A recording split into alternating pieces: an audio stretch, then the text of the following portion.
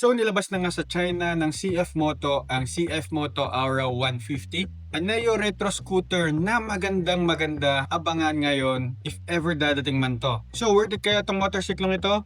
Masasagot natin yan dahil sa video ito, pag-uusapan natin ang specs and key features nito, ang magiging first impression natin dito, especially when it comes to comfortability, affordability, and usability. Who is this best for? Yung 3 things that I like and one good thing to improve dito, and yung final thoughts natin dito in regards sa motorsiklong ito. Pag-usapan natin ang specs and key features. Si Aura 150 ay merong engine type of 149cc, single cylinder, naka-liquid cooled and 4-valve with a bore stroke of 58.3mm by 56mm with a max power of 11.8 kilowatts at 8,500 RPM and the max torque of 14.3 Newton meters at 6,500 RPM na naka-compression ratio naman at 11.6:1 na ang clutch type naman natin is naka-CVT, so it means automatic with the emission of international. So while sa key features naman tulad ng sinabi ko kanina, meron itong dashcam and if makikita mo, meron din siyang ilaw sa itaas nito para mas lumiwanag pa pag nagre-record ka kapag gabi na. Meron din tayong smart 6.2-inch TFT meter display sa ating instrument panel with 2 themes. Naka-dual helmet luggage tayo dito, so kasyang-kasya yung mga dalawang half-face helmet mo, especially maganda talaga tong motorsiklong ito pang forma-forma sa mga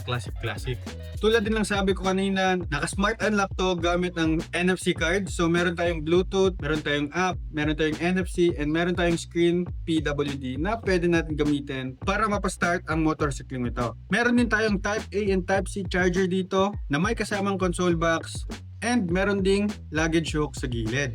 And last but not the least, meron tong tire pressure monitoring. So, iwas ka talaga sa pagkaka-flat mo dito. May safety ka na sa dashcam mo. Pwede ka pa magdala ng dalawang charger para sa cellphone mo. May 4 ways ka pa paano mapag-start ang motorsiklong ito. And may tire pressure monitoring ka pa para iwas sa berya. And last but not the least is meron kang dual helmet luggage for a spacious compartment. And ilalagay ko lang sa screen ang full specs nito.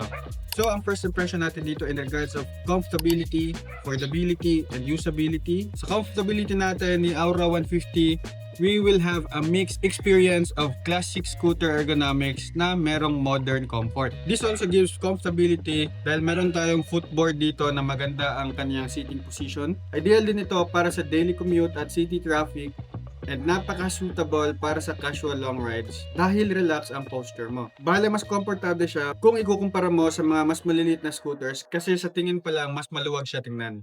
And affordability naman natin dito mga boss, meron ako nakita yung pricing niya na kinonvert from China price to Philippines. Nag-presyo ito around 93 to 100,000 pesos. So we can expect around 120 to 130 if merong kasamang tax tsaka iba pang mga import fees. Bale, disclaimer lang mga bossing, it's just an estimate pero I can say for that kind of pricing, it is really competitive especially sa mga 150cc segments such as Aerox, NMAX tsaka mga ADVs. Although hindi on par si CF Moto Aura sa mga ganyang klaseng segment, I can say 150cc sa mga ganyang pricing is a good price to consider na rin. And last but not the least, sa usability, as a scooter, madali lang talaga siyang i-maneuver.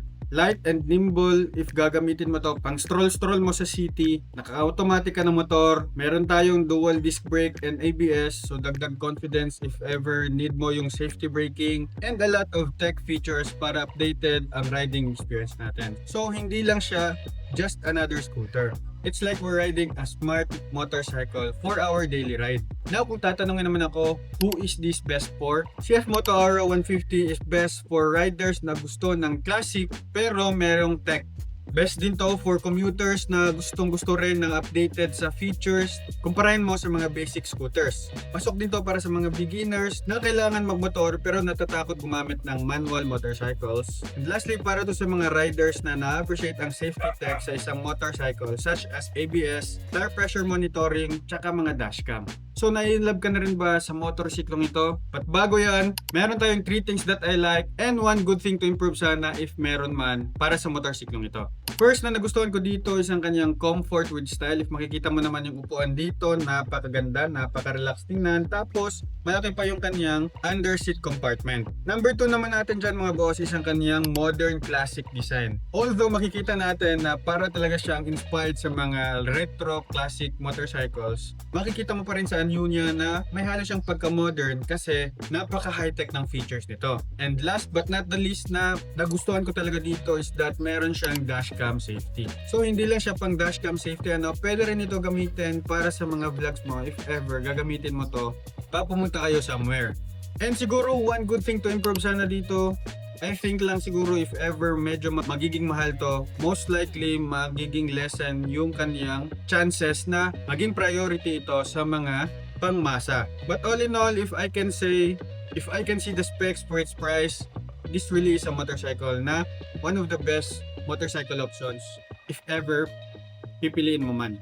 So ang final thoughts ko dito, if wala pa akong Honda RS125 or Suzuki Gixxer 155 pero meron akong riding experience, is this a good motorcycle option? Or is this a must-buy motorcycle kind of decision? For me mga bossing, this is not the kind of must-buy exactly yung parang wordings para siguro for this kind of motorcycle. But definitely, this motorcycle is a very intriguing choice. Especially if gusto mo ng modern tech pero naka-classic retro yung aesthetic niya. Para din to sa mga taong gusto ng easy automatic ride but merong personality pa rin yung kaniyang styling as a scooter. Magiging para sa'yo din to if binavalue mo yung comfort plus safety. And last but not the least is that if hindi limited yung budget mo in terms of buying a motorcycle. Pero kung naghanap ka ng decent performance, may pagka-sporty yung riding ergonomics mo, tapos okay na din for dailies kasi malaki yung fuel tank, then Suzuki Gixxer 155 will be sufficient enough for your dailies as well. Especially yung pricing ni Gixxer is priced around 110,000. That really is a good option para sa mga naghahanap ng alternatives kay CF Moto Aura 150. At the end of the day kasi, the CF Moto Aura 150 is more than just a retro scooter. It's a modern classic na maganda talaga ipang daily, especially sa mga riders na naghahanap ng mga features katulad ng kay Aura 150 na bihira lang makita sa mga ganitong klaseng segment. This motorcycle is hindi lang pang flex, but this is a motorcycle na you will enjoy for your daily rides kasi meron siyang style, meron siyang comfort, and meron din siyang modern technologies. So para sa'yo ba si CF Moto Aura 150? Kasi kung hindi ka pa decided kung ano ba talaga yung motorsiklong gusto mo, meron akong video about Honda Click 125 version 4. Nakaka-release lang din sa Indonesia, which is maganda rin panoorin and maganda rin pag-abangan. And if nagustuhan mo yung mga ganitong klaseng videos, you can follow me for more. Like this video na rin and make a comment down below your thoughts. If meron ka mga questions or suggestions, pwede natin pag-usapan yan dyan together with the community. You can also support me by purchasing helpful products dyan sa mga affiliate videos ko, and always remember lang to ride safe and see you on my next video. Let's go!